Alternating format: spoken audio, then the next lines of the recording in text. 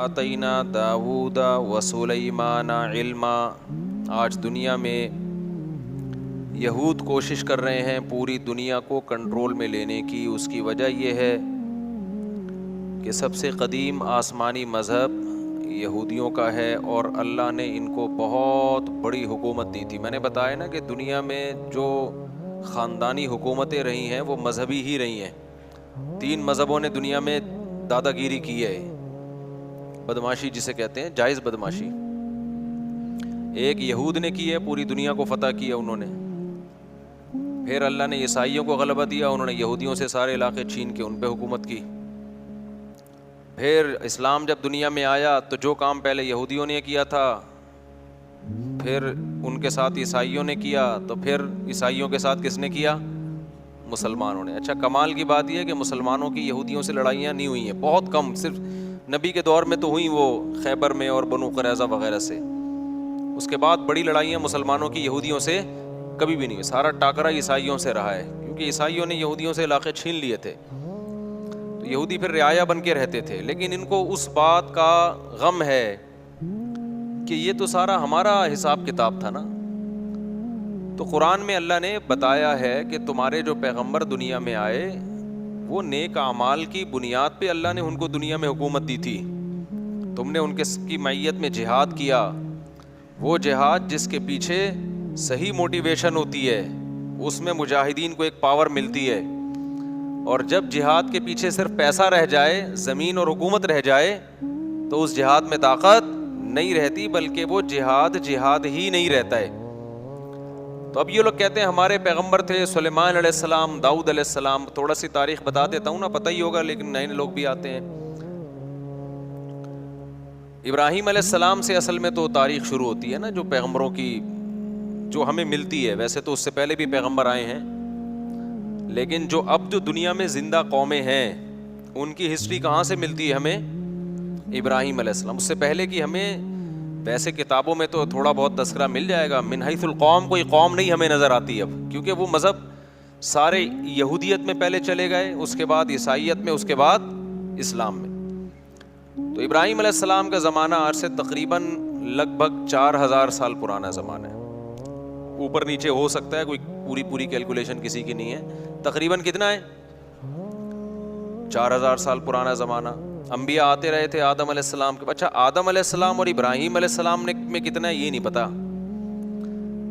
اس میں اندازے لگائے جاتے ہیں کہ ہم سے آدم علیہ السلام کا زمانہ 10,000 سال پرانا ہے ہم سے، لیکن یہ کچھ بھی اس میں کوئی رائے نہیں قائم کی جا سکتی، کیونکہ کوئی تاریخ لکھنے والا تو تھا نہیں، وہ زمانے دنیا میں ختم ہو گئی ہیں۔ اب تو کوئی پرانی لاش ملتی ہے تو سائنسدان تحقیق کرتے ہیں کہ قبل مسیح ہے کہ بعد مسیح ہے۔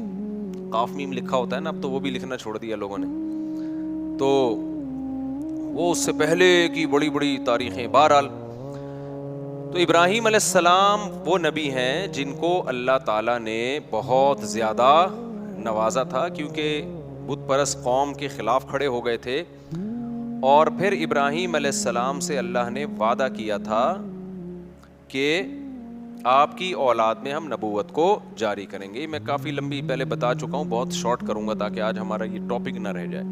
تو ابراہیم علیہ السلام کی اولاد میں حضرت اسحاق علیہ السلام پیدا ہوئے، دوسری زوجہ سے اسماعیل علیہ السلام پیدا ہوئے، اور اسحاق علیہ السلام کی اولاد سے پھر 2 زوجہ تھیں، حضرت سارہ اور حضرت ہاجرہ۔ تو حضرت ہاجرہ سے نبی صلی اللہ علیہ وسلم پیدا ہوئے 2000 سال کے بعد ان کی نسل میں، یعنی ایک ہی پیغمبر پیدا ہوئے حضرت ہاجرہ سے، جو محمد صلی اللہ علیہ وسلم تھے، اور مکہ میں جو ان کی اولاد ٹھہر گئی تھی۔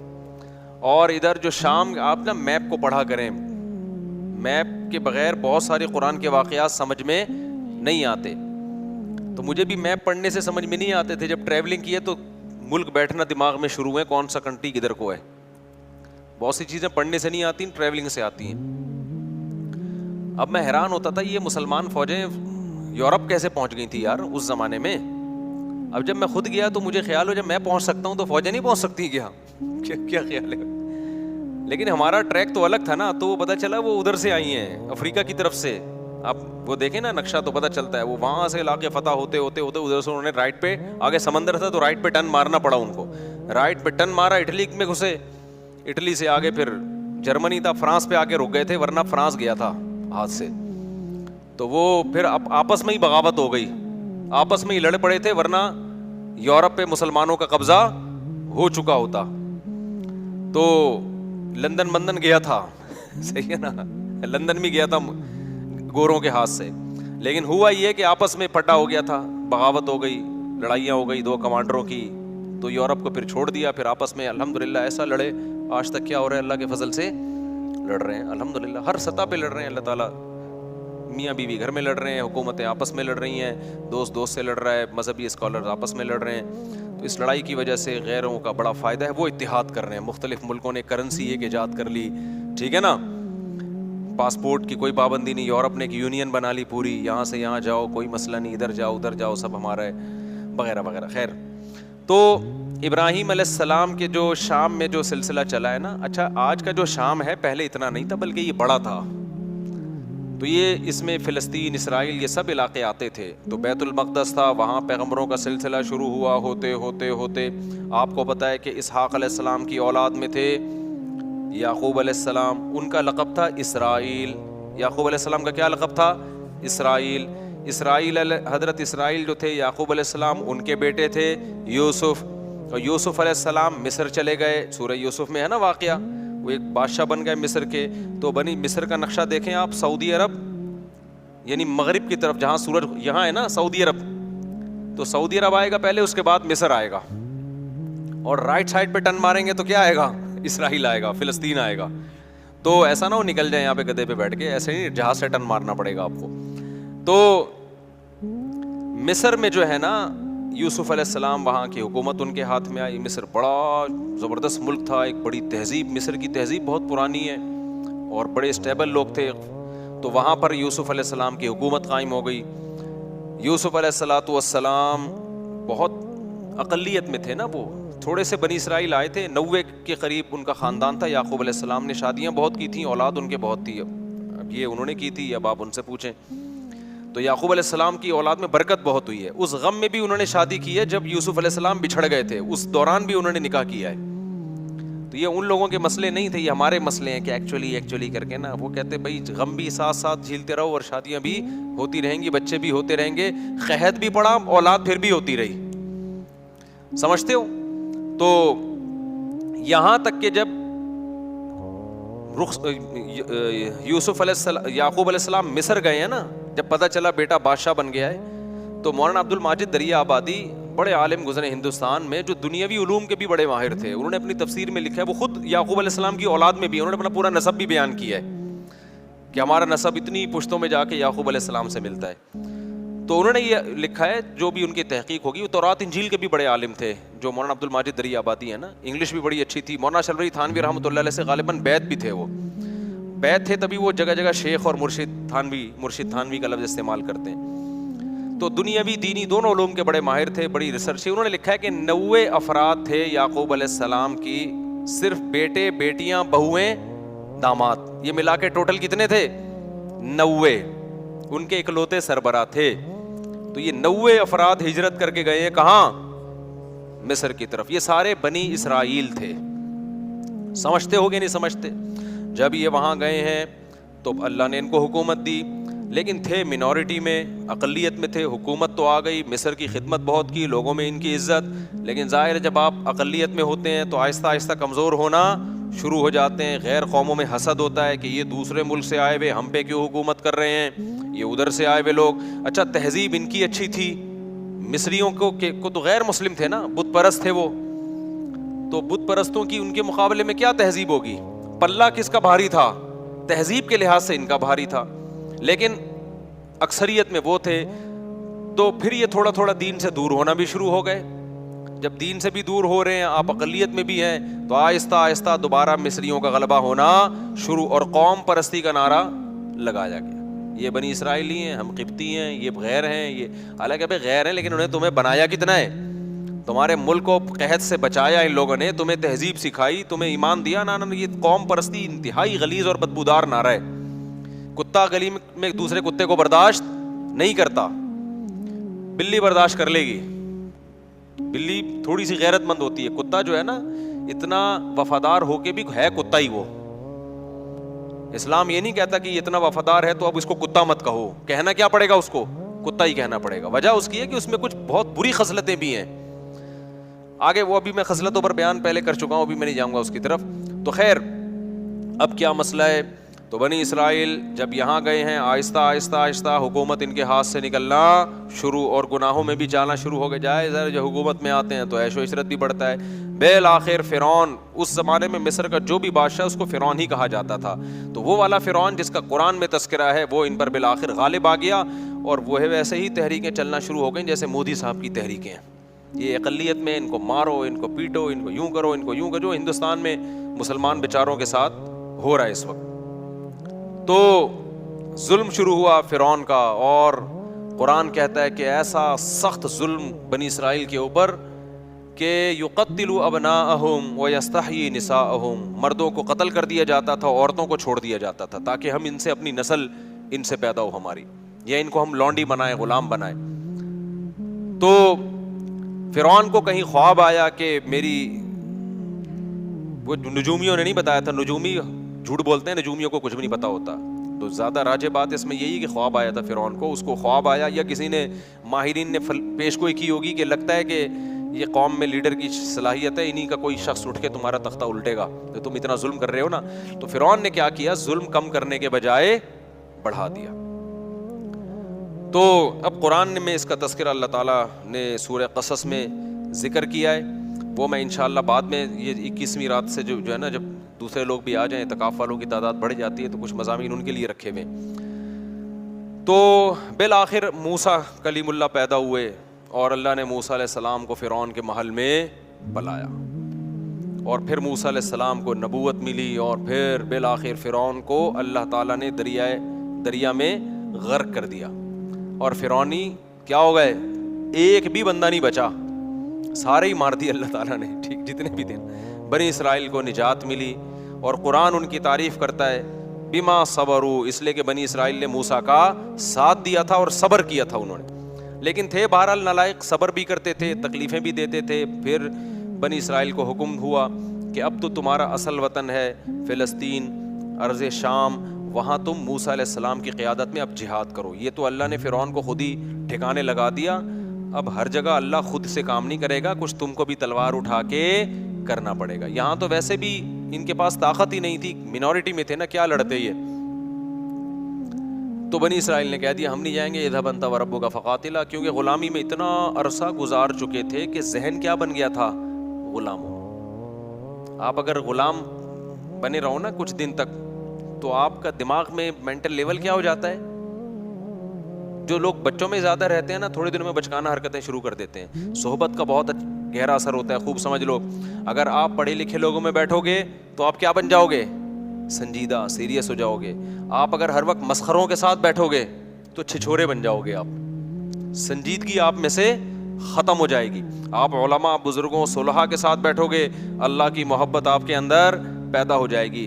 دنیا پرستوں میں ہر وقت بیٹھو گے, جو ہر وقت مال و دولت کی باتیں کرتے ہیں, اتنی گاڑی, اتنے پیسہ, بحریہ ٹاؤن, فلانا, آپ کی نظر میں دنیا کی ہوس اور لالچ پیدا ہو جائے گی. یہ انسان کی نیچر ہے.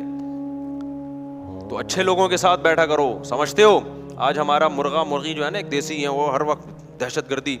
ایک فینسی بھی ہمارے پاس تھائی لینڈ کی نسل, وہ مرغا بھی بڑا تمیز کا اور مرغی بڑی تمیز کی. ہمارے ایک پٹھان دوست ہیں, آج ان کو میں لے کر گیا اپنے پنجرے میں, انہوں نے کہا ان پورے پنجرے میں نا, آپ کے کیج میں پڑھے لکھے یہی لگ رہے ہیں, یہ دو مرغے.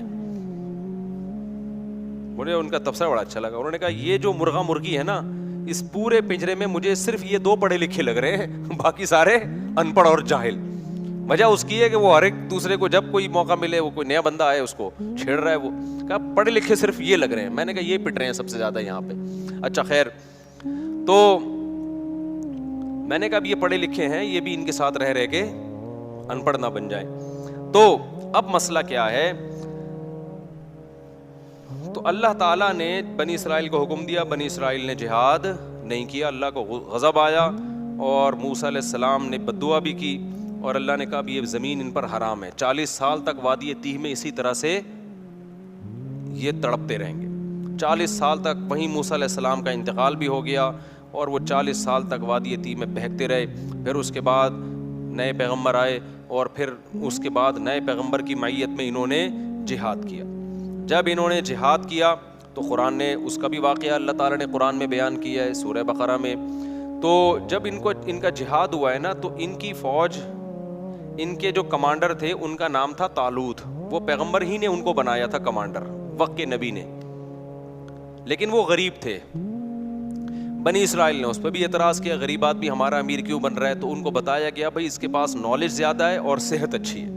کمانڈر کے لیے پیسہ ہونا ضروری نہیں ہے, نالج, جنگ لڑنے کا تجربہ زیادہ ہو. دیکھو اللہ تعالیٰ دنیا کو اسباب سے چلاتے ہیں. علماء نے بیان کیا ہے جنگ کے کمانڈر بنانے کے لیے یا ملک کا صدر وزیر اعظم بنانے کے لیے 2 بندے ہیں آپ کے پاس. ایک بہت نیک ہے, نالج اور تجربہ نہیں ہے اور اس کو پتہ نہیں ہے کیا کرنا ہے, اور ایک برا ہے لیکن اس کے پاس ایکسپیرینس ہے, صلاحیت ہے. تو برے کو بنایا جائے گا, نیک کو نہیں بنایا جائے گا. بات نہیں آ رہی سمجھ میں؟ جب میں یہ بات لوگوں کو بتاتا ہوں, لوگ کہتے ہیں یار یہ کیا بات ہے, تقوی کی تو بڑی اہمیت ہے. میں ان سے کہتا ہوں مجھے ایک بات بتاؤ, آپ جب گھر میں ڈرائیور رکھتے ہو گاڑی چلوانے کے لیے, ایک بندہ ہے تہجد گزار ہے, تبلیغ سے حضرت جیسے 4 مہینے لگا رہے ہیں ماشاءاللہ, کتنے وقت کے لیے نکلے ہوئے ہیں حضرت آپ؟ سالانہ چلہ, ماشاءاللہ ماشاءاللہ. تو وہ بھی سالانہ چلے کے لیے نکلا ہوا تھا, ابھی تازہ تازہ چلہ لگا کر آئے, لیکن وہ گاڑی چلانی نہیں آتی.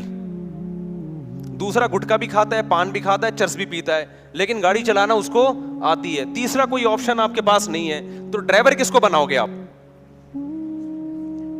نیک کو تھوڑی بناؤ گے. بولو گے بھائی تو بہت نیک ہے لیکن جو کام تجھے دیا جا رہا ہے تجھ میں اس کی صلاحیت نہیں ہے. ہاں نیک ہونا, دونوں ڈرائیور اگر ڈرائیور ہیں پھر جو نیک ہے اس کو ترجیح دی جائے گی.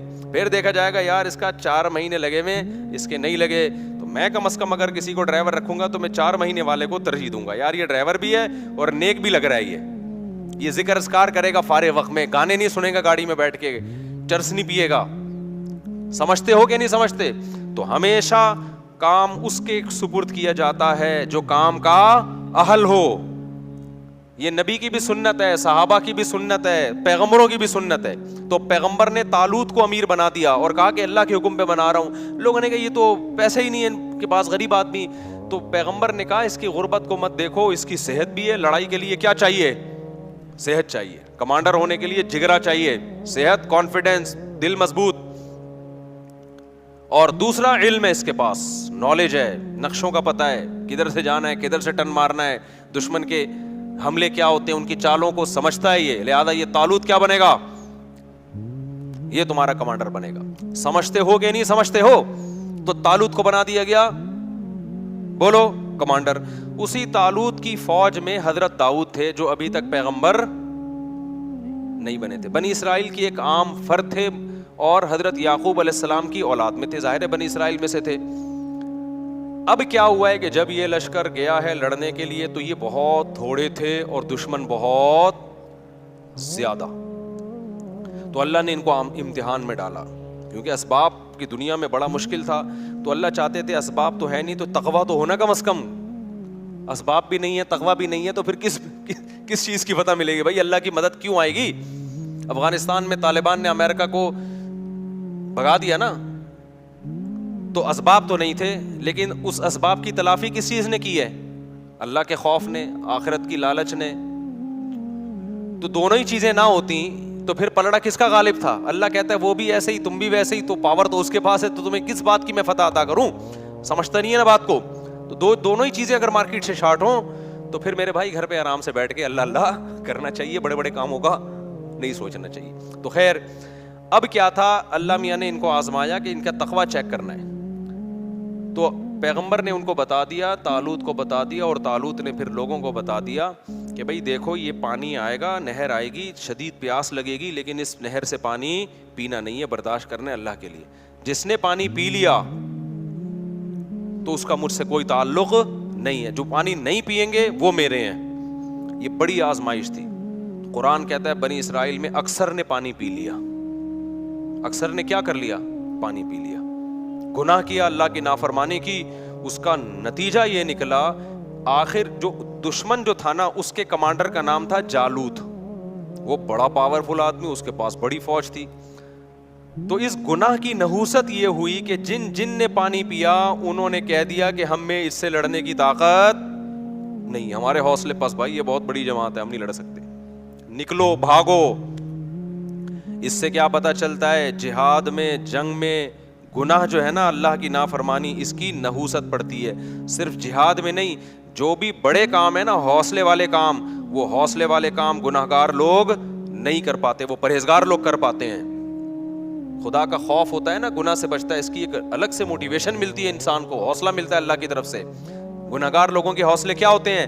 پست. وہ مشکل موقعوں پہ پتلی گلی سے بول لیا کرو نا زبان سے یار، نکل جاتے ہیں. جب مشکل موقع آئیں گے نا، نکل لے گا پتلی گلی سے. تو انہوں نے بھی یہی کیا. وہ اب اور مشکل ہو گئی. جنہوں نے پانی نہیں پیا تھا وہ کیا تھے؟ بہت تھوڑے. وہ اور تھوڑے رہ گئے. ان کے تو حوصلے پست ہو گئے. لا طاقت لنا اليوم بجالوت وجنودی، ہم میں جالوت اور اس کے لشکر سے لڑنے کی پاور نہیں ہے.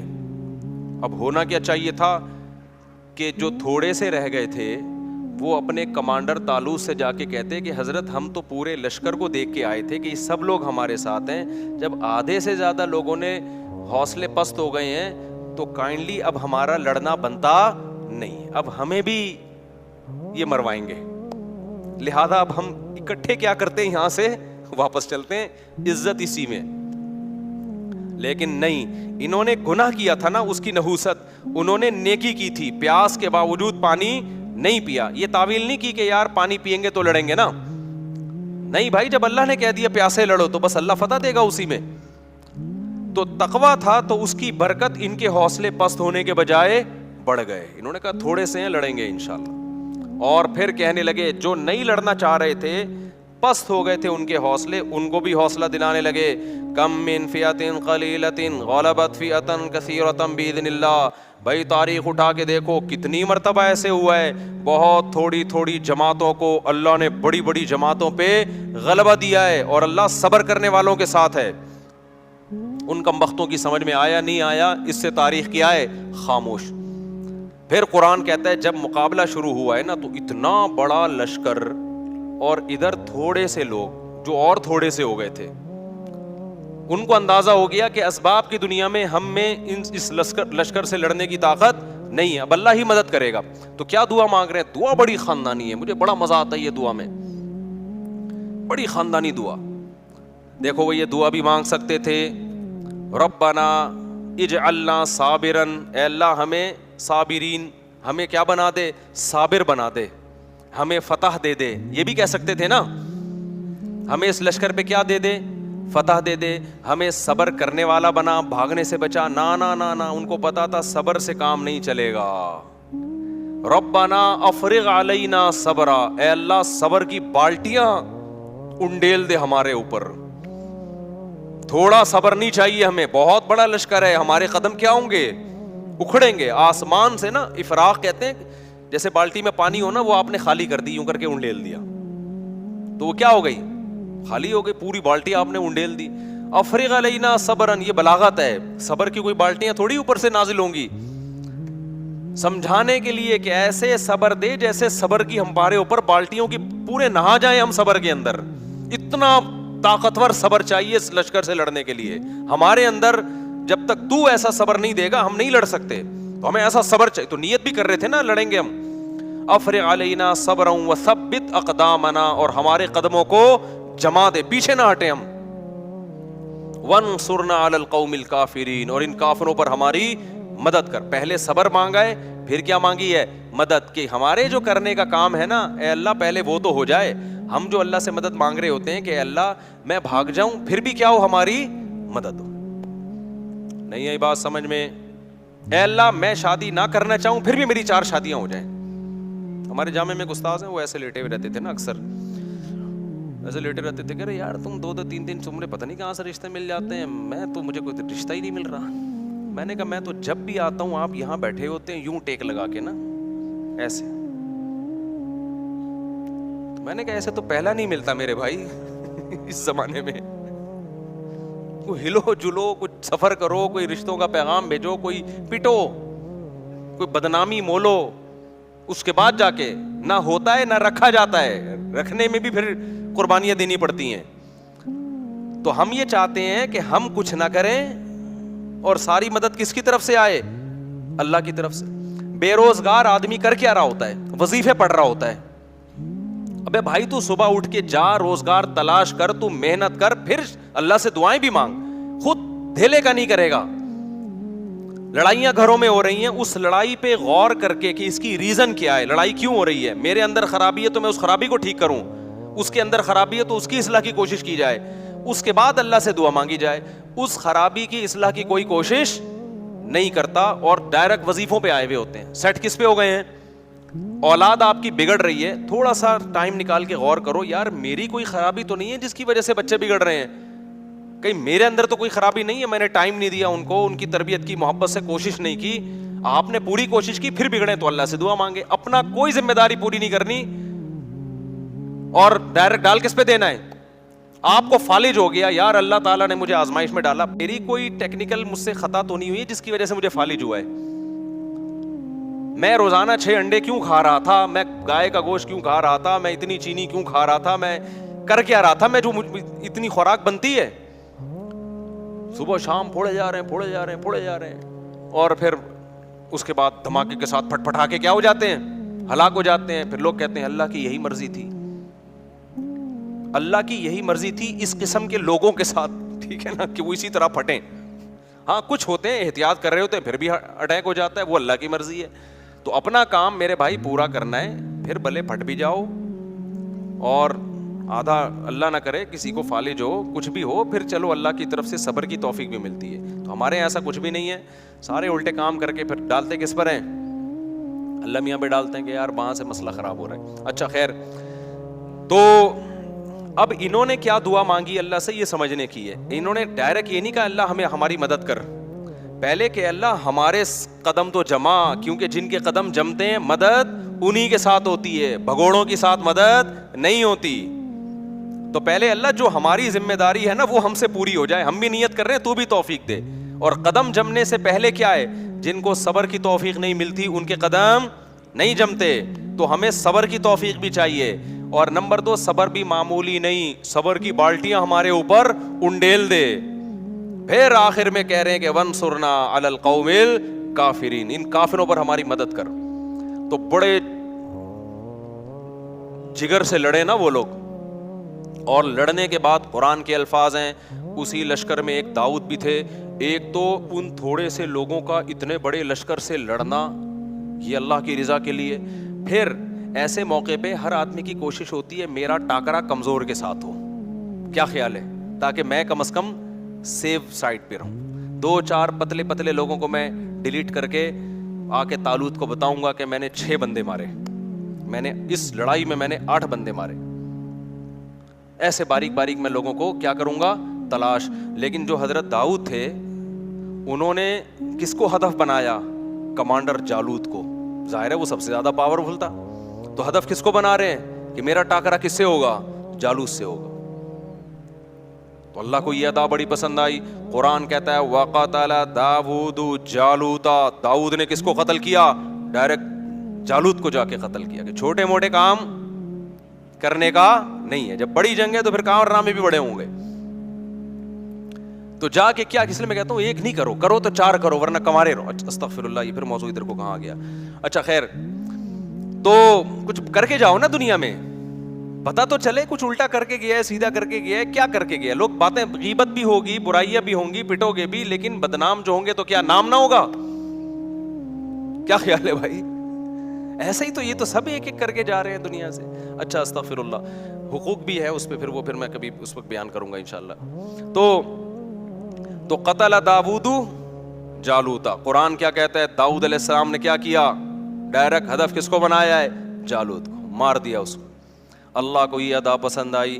فآتاہ اللہ الحکمہ, اللہ نے آپ کو حکمت بھی دی, نبوت بھی عطا کر دی. وعلمہ مما یشاء, اور جو کچھ اللہ نے چاہا آپ کو سکھایا. اب اس واقعے کے بعد بنی اسرائیل کے کمانڈر کون بن گئے, ظاہر ہے پیغمبر نے بھی دیکھا نا بھائی یہ ہیں اصل کم. پہلے یہ میرٹ کی بیس پہ سلیکشن ہو رہی ہے, کس کی بیس پہ ہو رہی ہے, بولو نا. کوٹا سسٹم نہیں تھا بنی اسرائیل میں اس زمانے میں کہ ہمیں کمانڈر بنانے کے لیے بنی اسرائیل کے وہ کتنے تھے, ان کی جماعتیں 12 قبیلے تھے نا, تو 12 قبیلوں میں ہر قبیلے کے اتنے کوٹے ہیں. اتنے لوگ ہوں گے. اب چونکہ اس قبیلے کا بن چکا ہے تو اگلا اس قبیلے کا. یہ کوٹا سسٹم بنی اسرائیل میں نہیں تھا. ان میں کیا تھا؟ میرٹ کی بیس پہ, صلاحیت کی بیس پہ. دیکھا بھائی جالوت میں داؤد میں سب سے بہتر صلاحیت ہے, تو اب بنی اسرائیل کے چیف آف آرمی اسٹاف کون ہوگا؟ آرمی چیف کون ہوگا؟ داؤد ہوں گے. اب داؤد علیہ السلام نے جو پہلی دفعہ اتنی قربانی دی تھی تو اللہ کے خوف سے دی تھی نا, تو ان میں اللہ کا خوف بھی تھا, تقویٰ پہلے سے موجود تھا. تو بالآخر بنی اسرائیل کے بادشاہ کون بن گئے؟ بولو نا, تمہارے چپ کیوں بیٹھے ہوئے ہو؟ داؤد علیہ السلام بن گئے. داؤد علیہ السلام نے خلافت سنبھالتے ہی کام کیا شروع کیا, اقدامی جہاد, جس پہ آج یہودی اور عیسائی مسلمانوں پہ اعتراض کرتے ہیں کہ تم لوگوں نے تو علاقے کے علاقے فتح کیے. اللہ نے داؤد علیہ السلام کو حکم دیا کہ آپ نے اب علاقوں کے علاقے کیا کرنے ہیں؟ تلوار کی زور سے فتح کرنے. وہاں پر اللہ کا حکم نافذ کرنا ہے. کسی کو تلوار کی طاقت سے یہودی یا مسلمان نہیں بنانا آپ نے. ہاں, حکم کس کا نافذ کرنا ہے؟ اللہ کا. داؤد علیہ السلام نے جہاد شروع کیا. بڑی ٹینشن یہ تھی کہ بڑی بڑی جماعتوں سے, بڑے بڑے قبیلوں سے مقابلہ ہوتا تھا, تیر بھی لگتے تھے, تلواریں بھی چلتی تھیں, زخمی بہت ہوتے تھے. اللہ نے داؤد علیہ السلام کے ذریعے بنی اسرائیل کی حکومت قائم کرنی تھی دنیا میں. اللہ نے داؤد علیہ السلام کو معجزے دینا شروع کر دیے. سب سے پہلا معجزہ, آپ کے ہاتھ میں لوہا پگھلا دیا اللہ تعالیٰ نے. جس طرح سے چاہیں لوہے کو کیا کر لیں؟ موڑ لیں. بڑی بڑی زرہیں بنانا شروع کی داؤد علیہ السلام نے, ڈھالیں بنانا شروع کی تاکہ جنگوں میں دفاع ہو. لتحصنکم من بأسکم, قرآن کہتا ہے داؤد کے ہاتھ میں ہم نے لوہے کو پگھلا دیا تاکہ وہ تمہیں جنگوں میں حفاظت کرے. تو پھر داؤد علیہ السلام کو اللہ نے دولت بھی بہت دی. جب دولت بہت دی تو پھر شادیاں بھی انہوں نے بہت کی. وہ ہماری طرح نہیں تھے کہ ایک بیوی ایک بچے. جب وسائل ہے تو بھئی حلال کیا ہے, تو بہت ساری شادیاں کی. تورات اور انجیل میں ہمیں ملتا ہے کہ بہت ساری بیویاں تھیں داؤد علیہ السلام کی, معذرت کے ساتھ. سمجھتے ہو, انہوں نے معذرت کے ساتھ نہیں کی, میں آپ سے معذرت کر رہا ہوں کہ میں بیان کیوں کر رہا ہوں. تو داؤد علیہ الصلوۃ والسلام کو اللہ نے پرندوں کی بولیاں بھی سکھائیں. داؤد علیہ السلام کے معجزوں میں جیسے یوسف علیہ السلام کا معجزہ تھا خوبصورت چہرہ, حسن اللہ نے دیا, تو داؤد علیہ السلام کا معجزہ کیا تھا؟ بولو نا, خوبصورت آواز. بہت خوبصورت آواز میں وہ زبور کی تلاوت کیا کرتے تھے. اللہ نے ایک مستقل کتاب بھی دی داؤد علیہ السلام کو. ایسی زبردست تلاوت ہوتی تھی, اور جب اللہ کا ذکر کرتے لا الہ الا اللہ کا, تو پہاڑوں سے بھی لا الہ الا اللہ کی آوازیں آنا شروع ہو جاتی. یا جبال اوبی معہ والطیر, پرندے آپ کے سر پہ جمع ہو جایا کرتے تھے. وہ زبور کی تلاوت بھی سنا کرتے تھے اور آپ کی آواز سے بھی محظوظ ہوا کرتے تھے. پھر داؤد علیہ السلام عبادت گزار, ایک طرف دن میں کمانڈر ہیں اور رات میں کیا ہیں؟ پوری پوری رات عبادت کرتے تھے.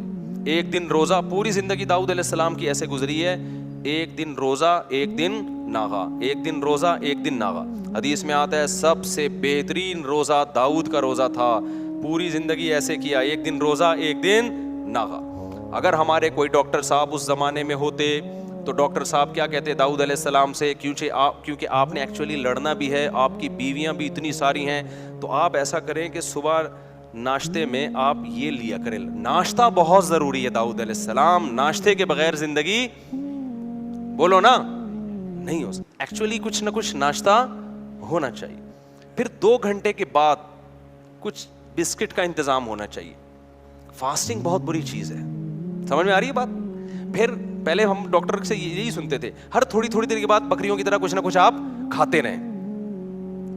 حکیم اور ٹائپ کے تھے ڈاکٹر, اور ناشتہ بہت ضروری ہے. تو پھر داؤد علیہ السلام لڑنے کے قابل نہ رہتے. داؤد علیہ السلام بھوکے رہتے تھے. ایک دن روزہ ہے, ایک دن کیا ہے؟ ناغا ہے. اور جب ناغا ہے تو وہ بھی کم کھاتے تھے.